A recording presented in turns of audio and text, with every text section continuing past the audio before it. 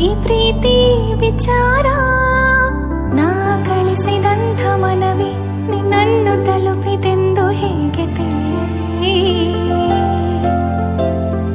ನಿನ್ನಿಂದ ಬರುವ ಒಂದು ಉತ್ತರಕ್ಕೆ ನಾನು ಎಷ್ಟು ಕಾಯಲಿ? ನಿನಗೆ ನನ್ನ ಜಗವು, ನನಗೆ ನೀನು ವರವು, ಇದನ್ನು ಹೇಗೆ ಕೂಗಿ ಹೇಳಲಿ?